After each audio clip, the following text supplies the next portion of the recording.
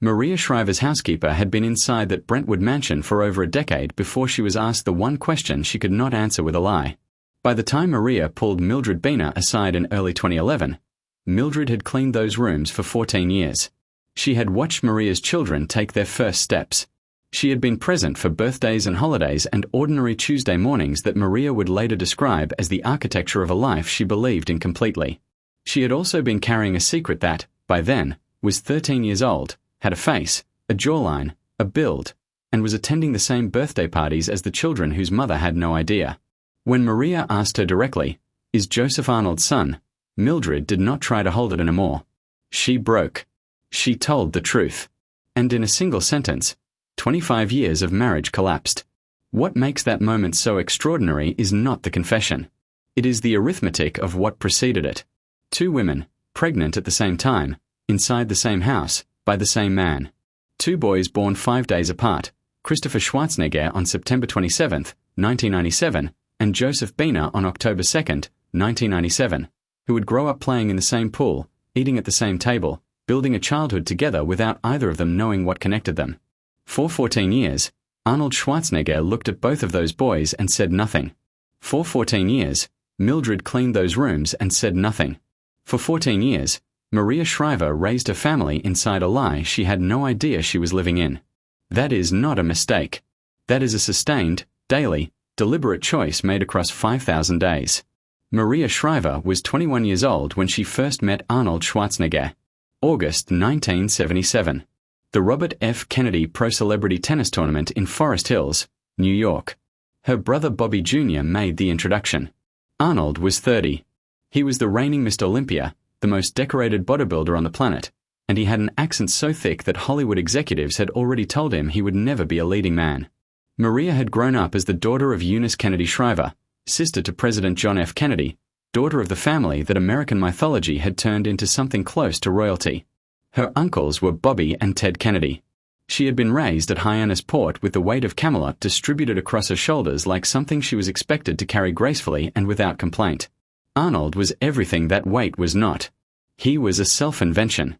He had come to America from Thal, Austria with almost nothing and turned himself, through pure physical and psychological will, into a global brand.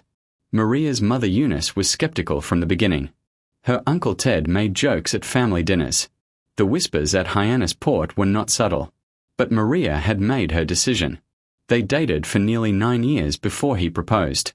On April 26, 1986, at the Kennedy compound in Hyannis Port, Massachusetts, Maria Shriver walked down the aisle in a Marc Bohan for Christian Dior gown with an 11-foot train.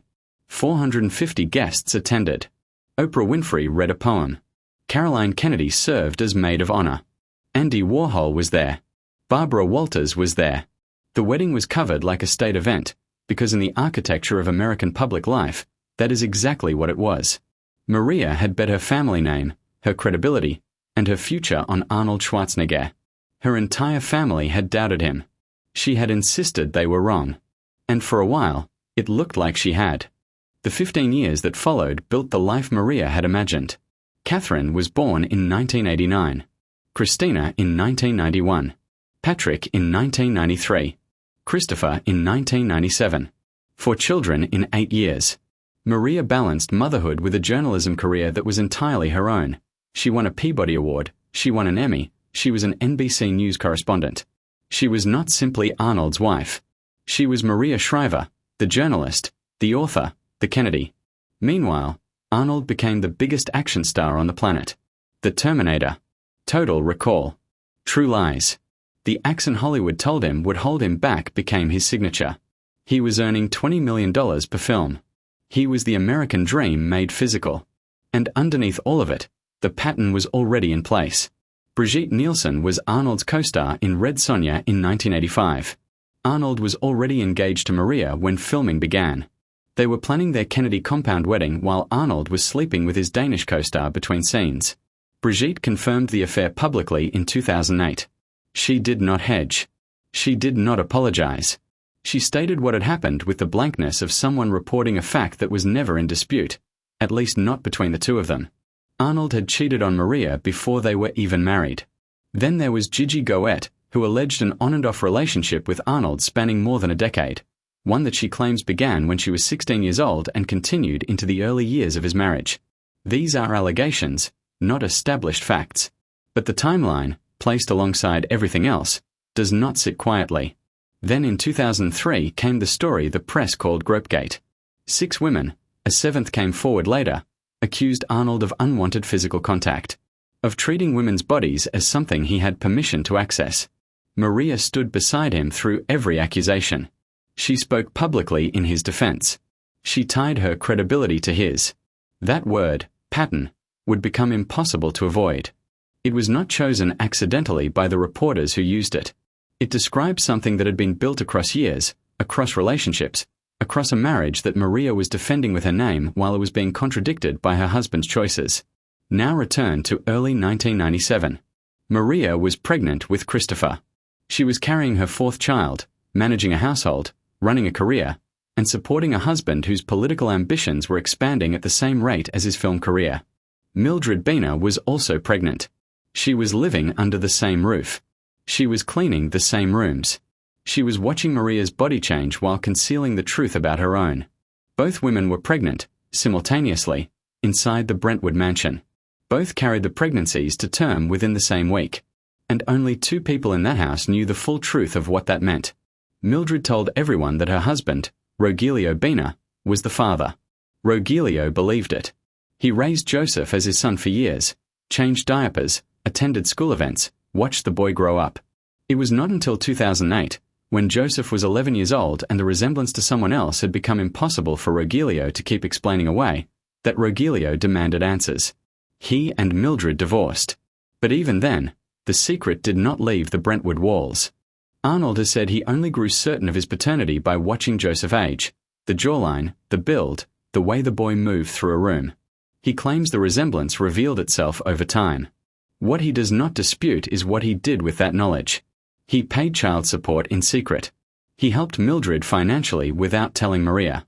He watched Joseph grow up at the same gatherings as his other 4 children, swimming in the same pool, sitting at the same table during holidays, standing next to Christopher, his half-brother born 5 days earlier, in photographs that Maria now has to look at differently. If you have ever been handed an old photograph and been told that everything you thought you understood about it was wrong, you understand what that kind of retroactive reframing does to a person's sense of their own life. Maria began to suspect something in late 2010. Joseph was 13 by then. Teenagers look like their parents in ways that toddlers do not. The architecture of the face settles, the body announces itself. Other people had begun to notice. Maria had heard the whispers. She had pushed them away. She had reminded herself that Mildred was someone she trusted, someone who had been present for some of the most private moments of her life. But doubt, once it takes root, does not stay quiet. When Maria finally asked the question directly, Mildred told her the truth. Maria moved out of the Brentwood mansion immediately. She began therapy. She sought counsel from priests and rabbis. She leaned on her Catholic faith in the way you lean on something when everything else has given way beneath you. She had lost her mother, Eunice, in 2009. She had lost her father, Sergeant Shriver, in January of 2011. And now she had lost her marriage, the story she had told herself for 25 years, and the identity she had built around being Arnold Schwarzenegger's wife, inside the same 6-month window. Maria's own words are the most precise account of what that period felt like. She told one interviewer that it was the hardest moment of her life, that her whole world shattered. She told another that she was a woman in transition, trying to figure out who she was outside of being Arnold's wife, outside of being a Kennedy, outside of every role she had ever performed for other people. She continued appearing at public events during all of it. She smiled for cameras while her private life was in pieces. She held herself together in the spaces where people could see her and fell apart in the ones where they could not. On May 9, 2011, Maria and Arnold released a joint statement announcing their separation. It was carefully worded. It spoke of mutual respect. It requested privacy. 8 days later, the Los Angeles Times broke the story about Mildred Bina and Joseph. Arnold issued his own statement that night, confirming that he had fathered a child with a household employee more than a decade earlier. The humiliation was total, and it was public. Maria Shriver, Kennedy royalty, award-winning journalist, former First Lady of California, had been publicly revealed as the woman whose husband had fathered a secret child with the housekeeper. Every tabloid in the world ran the story. Every late-night comedian turned it into a punchline. Every person Maria had ever defended Arnold to was now looking at her with something she had never asked for and could not refuse. And the money made it worse, in the particular way that financial architecture always reveals the true shape of a relationship. Maria and Arnold had never signed a prenuptial agreement. Under California's community property law, Maria was entitled to half of everything Arnold had earned during their 25 years of marriage. The Terminator franchise money. The True Lies money. The real estate holdings. The businesses. Estimates placed the marital estate somewhere between $300 and $400 million. Maria filed for divorce on July 1, 2011. She had the moral high ground, the evidence, and the law on her side. The divorce was not finalized until December 28, 2021. 10 years. One of the longest celebrity divorces in recorded Hollywood history. For a decade, Maria could not fully move forward. For a decade, the legal machinery of separating intertwined lives kept her tethered to the man who had made the choice that ended everything. Every year that passed without resolution was another year she spent technically still married to the secret. But Maria Shriver did not stop. In 2017, while the divorce was still unresolved, she launched the Sunday paper, a weekly newsletter that became a full media brand. In 2018, she published I've Been Thinking. In 2022, she published Radical Acceptance. Both became bestsellers. Both were written from the inside of the work she had done to rebuild herself after the collapse.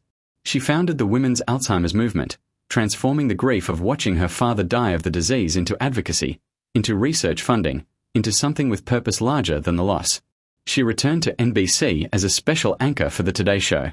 She dropped Schwarzenegger from her professional name. She was just Maria again. In 2023, Arnold released a Netflix documentary titled Arnold. In it, he called the affair with Mildred the biggest failure of his life. He said that telling Maria was the hardest day of his life. He said he took full responsibility. He said he had screwed up. After more than a decade of Maria's public silence on the subject, no vengeful interviews, no attempts to turn her children against their father, no public cataloguing of what had been done to her, Arnold finally said out loud what she had known since that afternoon in 2011. The person who stayed quiet had already won the argument. Today, Maria and Arnold co-parent peacefully. She has said she has forgiven him, though she has never suggested she has forgotten. Joseph Bina now has a relationship with his half-siblings. The family has built something functional and forward-facing out of what had every reason to collapse entirely. But consider what the full ledger actually shows. 25 years of marriage. For children raised largely on Maria's emotional labor. 14 years of a secret sustained daily within her own home. 10 years of a divorce that kept her legally bound to the lie. Nearly $400 million divided. And through all of it, the affairs, the Gropegate accusations, the secret child, the decade-long legal war, Maria Shriver never once publicly attacked him. She did not need to. His own choices made the full argument she never had to give a single interview to deliver. She was the woman everyone assumed was the supporting character in Arnold Schwarzenegger's story. The Kennedy princess who chose the bodybuilder against her family's wishes. The wife who stood by him through one scandal and then another. But the person who came out the other side with her name intact, her purpose expanded, her dignity uncompromised, and a body of work she built entirely on her own terms. That was not the person anyone was watching when the cameras turned on Arnold. The supporting character had always been the main one. It just took the ending of his story to make that visible. So here is what this story actually asks. Was Maria's silence across 14 years a form of strength, or the price she paid for trusting someone who had already decided she did not need to know the truth? And when she finally did she leave as someone who had lost, or as someone who had simply finished waiting for the rest of the world to catch up to what she already knew? Share your thoughts in the comments below. If you enjoyed this video, be sure to like and subscribe to our channel. For more interesting stories like this, be sure to click on the next video that pops up on your screen. You never know what you'll discover next.